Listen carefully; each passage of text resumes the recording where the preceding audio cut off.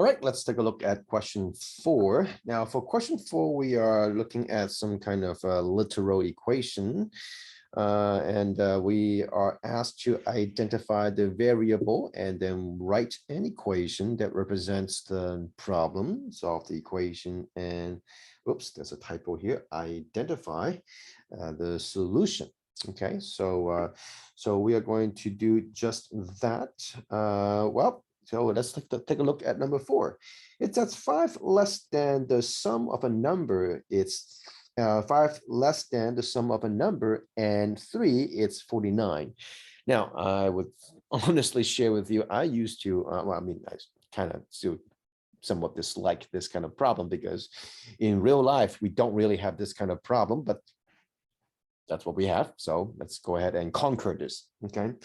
Now, I think the most common problem that we see here is that we don't know, like, is it 5 minus or something minus 5? Okay, I think that's usually the problem. So if you have this kind of problem, one easy way to deal with this problem is that we can actually think about this. What if I ask you a number? Let that it's 5 less than 20. Okay, 5 less than 20. Okay, 5 less than 20. What would you say? If you say 15, that means you got the right concept. Okay, so the real problem right here is just the wording. But if I just simplify the wording, like if I just say, all right, let's go ahead and make this a number, okay, like 20, 5 less than 20, you have no problem. And because of this, we'll say, all right, so I know it's something minus 5. Okay, something minus 5. And we say, oh, 5 less than what? Less than, well, in this case, not 20. In this case, it will be the sum of a number and 3. A number and 3. So let's go ahead and say x is the unknown number. Now, I would strongly encourage you to do this, okay? Just write down x is equal to the unknown number. Just let yourself to see it, okay? It's a good practice. It's a good practice in math. It's a good practice in science, such as physics and chemistry, which you may be taking this year or next year, okay? So we say, oh, the sum of what two numbers? Oh, the unknown number and 3. So 5 less than the sum of a number and 3 is equal to what? It's equal to 49. Okay, it's equal to 49. So we have the equation. Yay! And then now let's go ahead and solve it. Now, I'm going to repeat this for this video, and I'm going to repeat this for the following videos as well. And that is, please make sure that you know what you're looking for. What I am looking for, what we are looking for, is that x is equal to a number. That's what we're looking for. And because of this, we shall say that, oh, let's get rid of the things around x. Like for example, get rid of the minus 5, get rid of the plus 3. Let's get rid of those, okay? Let's get rid of those one by one. So which one can we get rid of first? We say, oh, let's go ahead and get rid of the minus 5.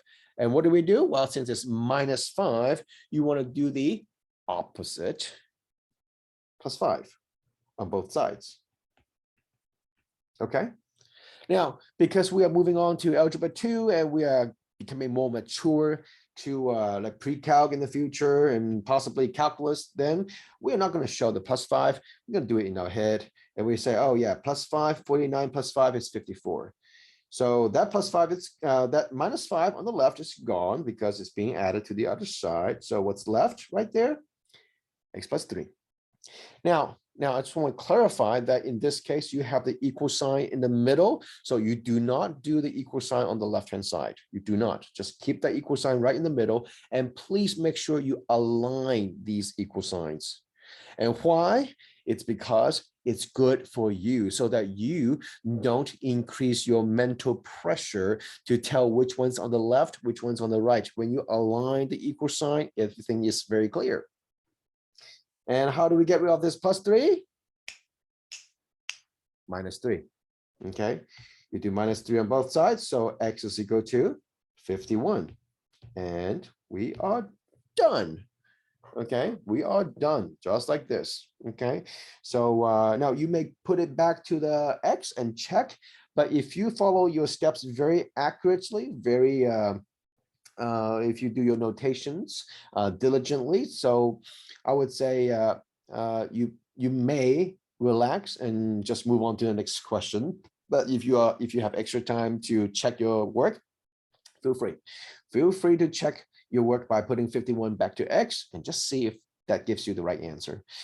Sometimes just in case that you get the wrong answer, who knows?